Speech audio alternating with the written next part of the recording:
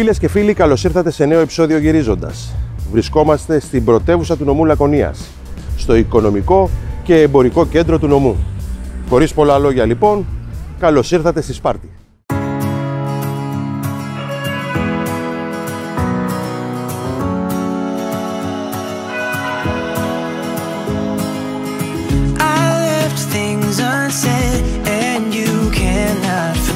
Σπάρτη, η πόλη του Λεωνίδα και του Λικούργου, η πόλη των 300, του Ήταν ή Επιτάς, του στρατού που έχασε και παραδόθηκε μόνο μία φορά στην ιστορία του. Η Σπάρτη, με τις μεγάλες φωτεινές πλατείες της, με τους δεντροφυτευμένους δρόμους, τα γοητευτικά νεοκλασικά που ξεφυτρώνουν εδώ και εκεί ανάμεσα σε σύγχρονες πολυκατοικίες, αποτελεί έναν προορισμό που σίγουρα πρέπει να τον επισκεφτείς.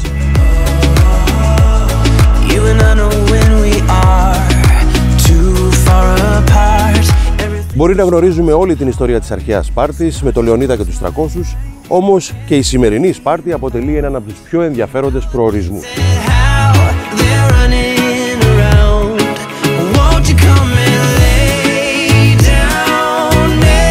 Η ιστορία της Σπάρτης χάνεται στην άχλη του μύθου και έχουν βρεθεί δείγματα από την νεολιθική εποχή του 6000 π.Χ. Το όνομά της το πήρε από την πριγκίπισσα Σπάρτη, η οποία ήταν η κόρη του βασιλιά Ευρώτη.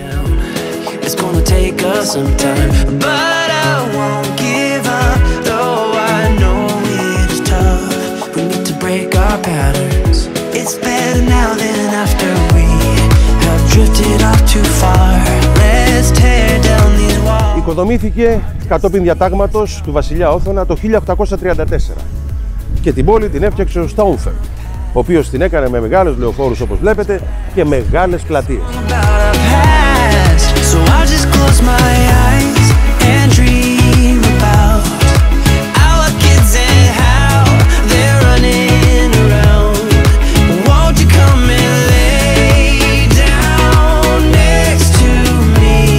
Βρισκόμαστε έξω από το δημοτικό γήπεδο της Σπάρτης και ακριβώς εδώ μπροστά υπάρχει το άγαλμα του βασιλιά της Σπάρτης, του Λεωνίδα, ο οποίος θυσιάστηκε στις Θερμοπύλες το 480 π.Χ. Αυτό το άγαλμα το φιλοτέχνησε ο γλύπτης Φαλιρέας. Όμως υπάρχει και μια πολύ ωραία ιστορία πίσω από αυτό.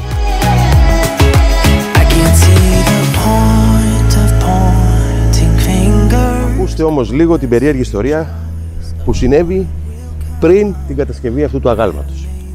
Υπήρχε ένας ομογενής Σπαρτιάτης, ο οποίος ζούσε στην Αμερική, ονόματι Δουσμάνης, ο οποίος ήθελε να δώσει λεφτά για να φτιαχτεί το άγαλμα του Λεωνίδα. Επιλέχθηκε ο Φαλιρέας, αλλά ο πόλεμος σταμάτησε τα πάντα. Όταν τελείωσε ο πόλεμος, ο Φαλιρέας είχε τελειώσει το άγαλμα.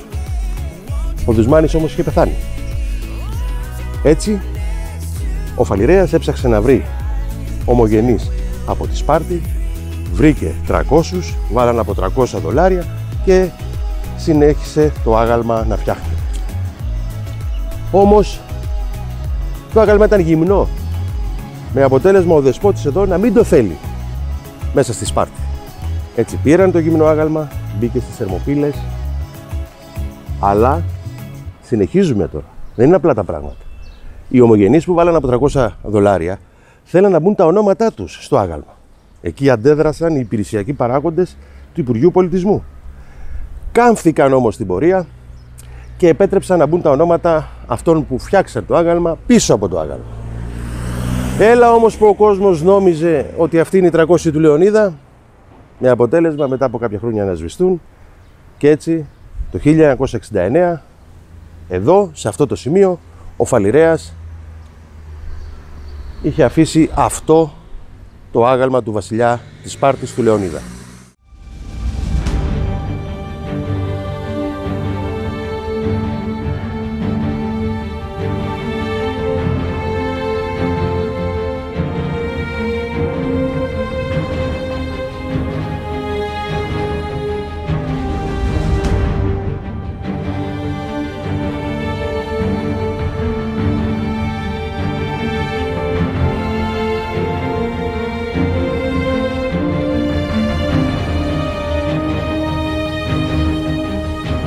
Έρχεστε πίσω από το δημοτικό στάδιο και βρίσκεστε εδώ, στην αρχαία Σπάρτη, όπου, για να πούμε την αλήθεια, το χτίσιμο της Νέας Σπάρτης, οι φυσικές καταστροφές, αλλά και οι πολλές επιδρομές δεν άφησαν και πολλά δείγματα εδώ και πολλά στοιχεία για την αρχαία Σπάρτη.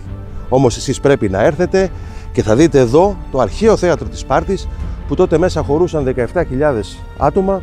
Θα δείτε την αγορά, θα δείτε πάρα πολλά ωραία στοιχεία που μας ταξιδεύουν πίσω στην αρχαία Σπάρτη.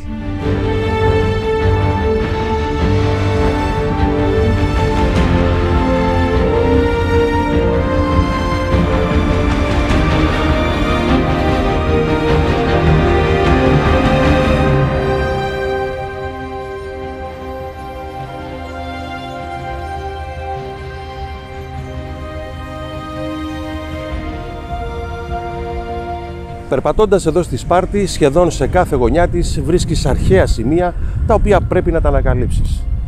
Άλλωστε είπαμε ότι η Νέα Σπάρτη χτίστηκε πάνω στην αρχαία Σπάρτη. Έτσι λοιπόν βρισκόμαστε μπροστά από αυτό, όπου είναι το κενοτάφιο του Λεωνίδα, λένε. Στην ουσία είναι ο ναός του Καρνίου Απόλλωνος, που συνηθιζότανε εδώ στους ναούς να φέρουν τα οστά ηρώων και να τα ενταφιάζουν. Έτσι λοιπόν η ιστορία λέει ότι 10 χρόνια μετά από τη μάχη των Θερμοπυλών, τα οστά του Λεωνίδα ήρθαν εδώ. Όμως δεν είναι σίγουρο αν ήρθαν εδώ ή αν πήγανε πιο δυτικά προς το αρχαίο θέατρο. Το θέμα είναι όμως ότι όλοι εσείς πρέπει να έρθετε να απολαύσετε αυτά τα σημεία για να ζήσετε στην αρχαία εποχή της Σπάρτης.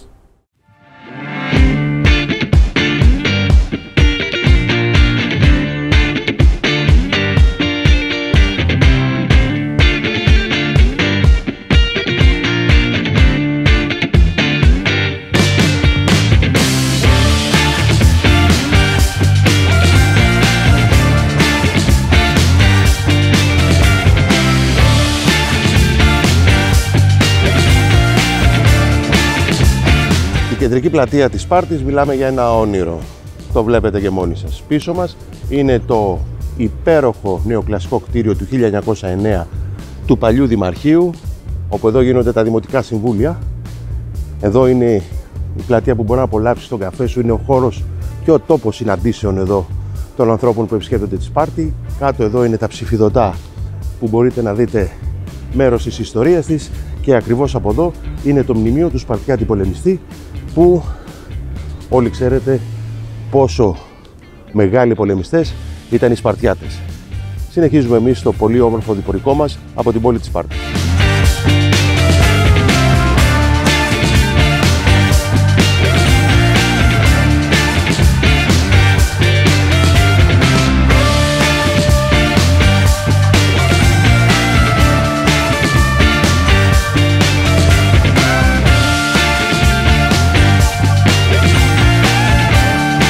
Έρχεσαι στη Σπάρτη και οπωσδήποτε δεν πρέπει να χάσεις την οικία των ψηφιδωτών.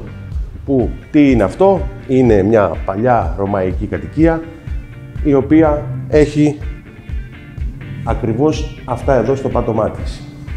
Είναι ο Ορφέας που παίζει λύρα, σε πάρα πολλές μορφές υπάρχει ο Ορφέας που παίζει λύρα, όμως εδώ στη Σπάρτη υπάρχει κάτι συγκεκριμένο. Ο Ορφέας, όταν θα έρθετε να δείτε, παίζει 8χορδη λύρα. Εδώ στη Σπάρτη παίζανε 7χορδη λύρα, που μας δείχνει ότι σε αυτόν εδώ τον Ορφέα υπήρχε η ιστορική μετάβαση, και όπως κάθεται θεωρούμε ότι δεν έχει καταφέρει να βγάλει την Ευρυδίκη από τον Άδη. Θα έρθετε να το δείτε εσείς, θα διαβάσετε τις ιστορικές πληροφορίες, αλλά μην ξεχάσετε να ρωτήσετε, γιατί για το κάθε ζώο που είναι πάνω σε αυτό το ψηφιδωτό έχει τη δική του ξεχωριστή σημασία.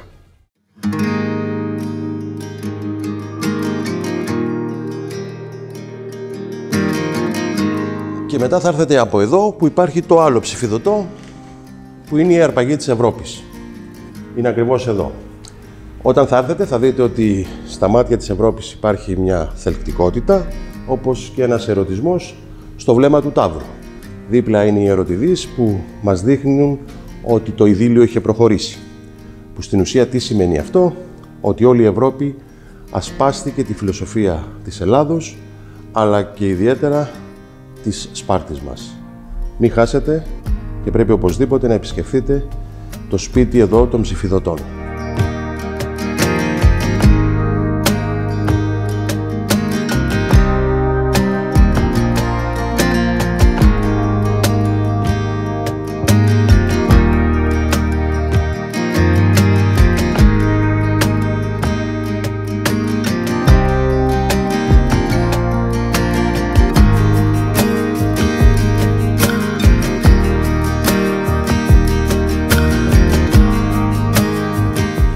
Τι να πει κανείς για αυτή την ομορφιά. Είμαστε στα 640 μέτρα υψόμετρο, μόλις 9 χιλιόμετρα από τη Σπάρτη, στο χωριό Τρίπη. Εδώ αυτό το χωριό ονομάστηκε έτσι γιατί λένε ότι είναι η δίωδος Τρίπα προς τον γειτονικό νομό της Μεσσηνίας. Όμως άλλοι λένε ότι το όνομά του οφείλεται στην τρύπα που είναι εδώ του Κεάδα. Όμως πραγματικά όταν θα έρθετε στη Σπάρτη, μην λησμονήσετε. Εκτός ότι πρέπει να έρθετε να δείτε τον Κεάδα, πρέπει να έρθετε να φάτε και να απολαύσετε την ομορφιά της φύσης που έχει εδώ το χωριό της Τρίπης.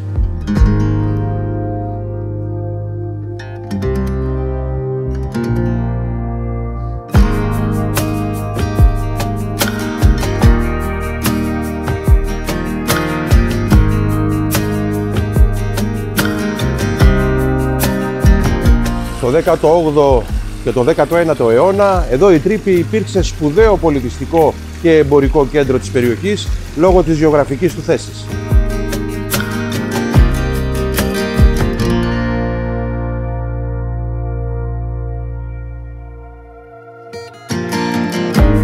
Έχουμε φτάσει στην Τρίπη και είμαστε μπροστά από τα σκαλοπάτια που θα μας οδηγήσουν στον Κεάδα.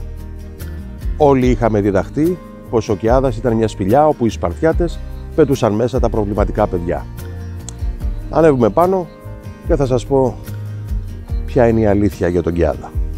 Πάμε!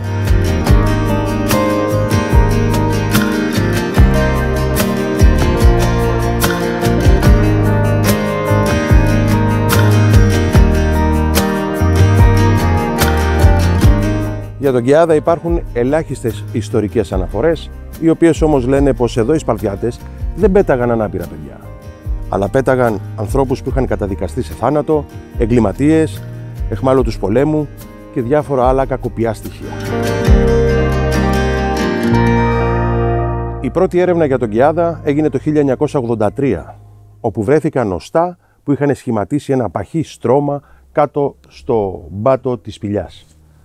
Όμως να ξέρετε ότι αυτού του είδους ο θάνατος ήταν ένας άκρος ατιμωτικός θάνατος, διότι το σώμα έμενε άταφο και δεν γαλήνευε ποτέ η ψυχή.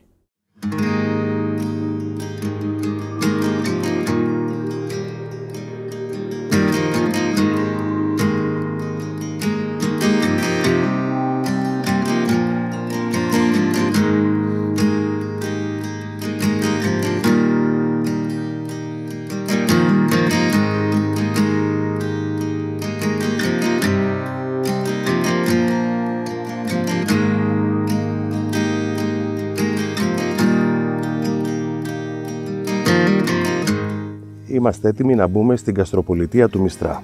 Όμως θα σας πω λίγο εγώ τα μυστικά για να τα ξέρετε, για να μην ταλαιπωρηθείτε. Όταν θα έρθετε στο Μιστρά, πρώτα θα έρθετε από την πύλη του κάστρου. Εάν θέλετε να το ανέβετε και να είναι μια απόσταση μόνο 15 λεπτών. Θα έρθετε λοιπόν από την πύλη του κάστρου, θα ανεβείτε στο κάστρο, έχει ένα εισιτήριο 6 ευρώ. Θα ανεβείτε στο κάστρο, θα κατεβείτε μετά λίγο, θα δείτε την Αγία Σοφία. Και μετά θα πάρετε πάλι το αυτοκίνητο να πάτε στην κεντρική πύλη να δείτε το αρχαιολογικό μουσείο και όλα τα υπόλοιπα αξιοθέατα που έχει μέσα ο Μιστράς. Φοράω γυαλί και φεύγω για να μπω να πάω να δω το κάστρο. Ακολουθήστε με.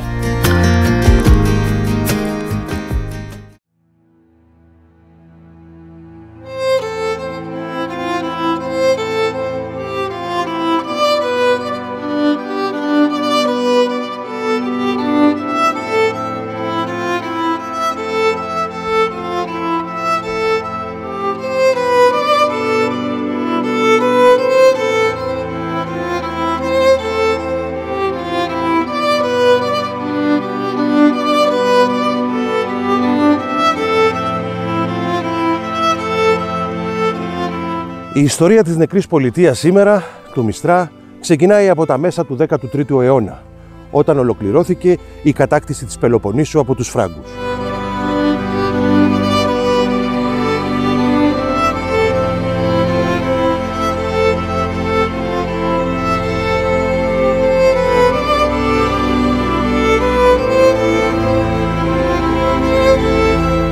Το 1259 οι Φράγκοι ιτήθηκαν και ο Βυζαντινός αυτοκράτορας, ο Μιχαήλ ο Παλαιολόγος, συνέλαβε τον Γουλιέλμο το δεύτερο. Όμως ο τελευταίος, για να εξασφαλίσει την απελευθέρωσή του, παραχώρησε στο Βυζάντιο το κάστρο της Μονεμβασιάς και το κάστρο του Μιστρά.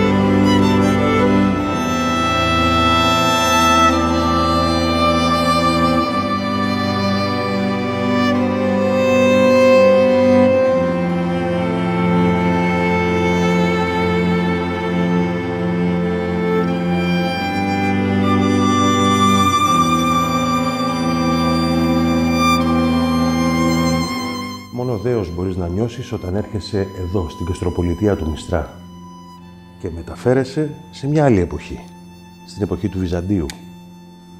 Είμαστε μέσα στην Αγία Σοφία, που ήταν η εκκλησία των Παλατιών.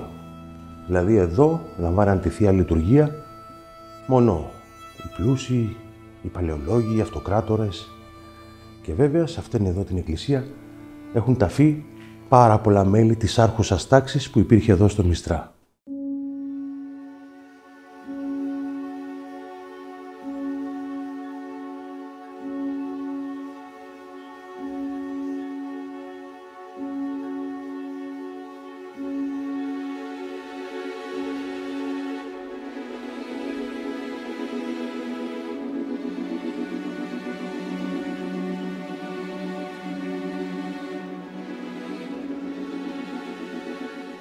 Θα συμφωνείτε μαζί μου πως εδώ είναι μαγικά και πως έχουμε μεταφερθεί στην εποχή του Βυζαντίου. Πίσω ακριβώς είναι το παλάτι και ο Άγιος Νικόλαος. Όμως αυτή την περίοδο που ήρθαμε δυστυχώς γίνονται εργασίες, οπότε δεν θα μπορέσουμε να μπούμε μέσα. Ξέρετε όμως πόσοι κατοικούσαν εδώ στην Καστροπολιτεία του Μιστρά? 42.000 κάτοικοι. Και όλες οι διαδρομές προς τα σπίτια τους ήταν υπόγειες. Θα με ρωτήσετε όμως, από τι φτιάχτηκε ο Μιστράς? Θα σας πω αμέσως. Στην αρχαία Σπάρτη, όταν έγινε ένας σεισμός και εκείνη θαύτηκε, πήραν τα μάρμαρα και έτσι φτιάξαν την Καστροπολιτεία του Μιστρά.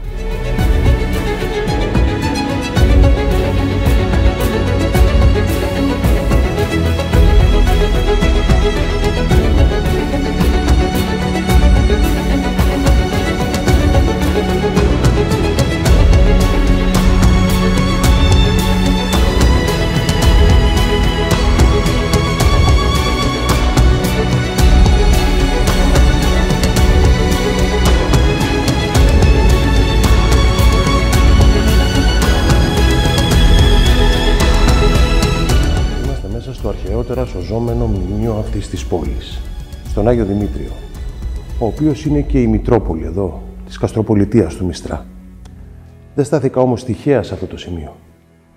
Ακριβώς εδώ μπροστά μου υπάρχει ο δικέφαλος αετός σε μαρμάρινη πλάκα. Και εδώ, ακριβώς μπροστά μου, στέφτηκε αυτοκράτορας ο Κωνσταντίνος ο Παλαιολόγος. Όταν θα έρθετε εδώ εσείς, θα νιώσετε την άβρα του Βυζαντίου, όπως αυτήν τη στιγμή τη νιώθουμε κι εμείς.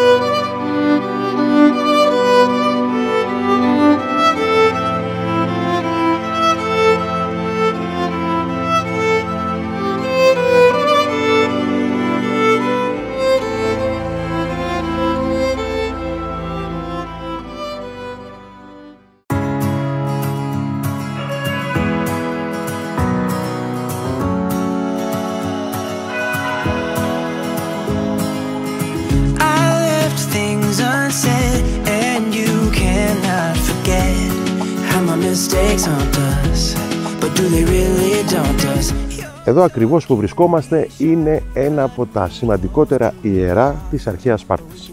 Είναι το ιερό της Ορθίας Αρτέμιδος, που ήταν το θρησκευτικό κέντρο της σπαρτιατικής αγωγής.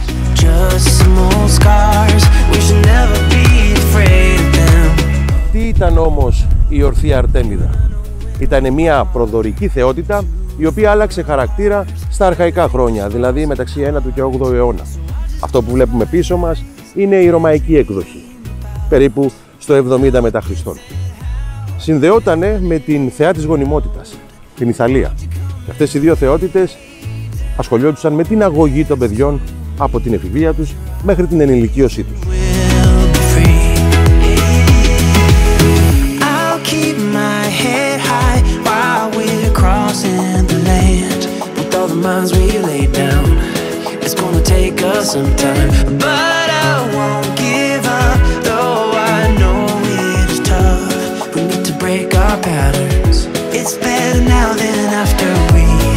Έχουμε πει ότι εδώ στη Σπάρτη υπάρχουν πάρα πολλά σημεία που μπορούν να μας μεταφέρουν σε εκείνη την αρχαία Σπάρτη. Όπως ακριβώς είμαστε και εδώ, στο λόφο του προφήτη Ηλία σήμερα, στην αρχαία Θεράπη τότε. Έτσι λοιπόν βρισκόμαστε μπροστά από αυτό το ναό, ο οποίος ήταν αφιερωμένος στο Μενέλαο και στην Ελένη. Βλέπετε ότι κάθε φορά όπου βρισκόμαστε εδώ στη Σπάρτη μας γυρίζει πίσω στην αρχαία Σπάρτη.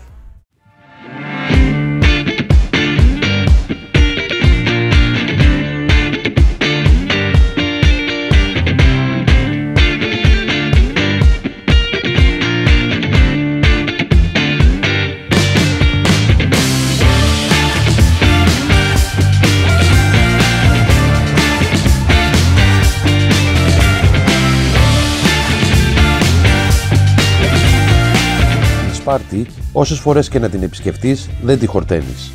Διαρκώς θα ανακαλύπτεις καινούργια σημεία μέσα στην πόλη, θα μαθαίνεις την ιστορία της και θα απολαμβάνεις τη φύση των γύρω χωριών της.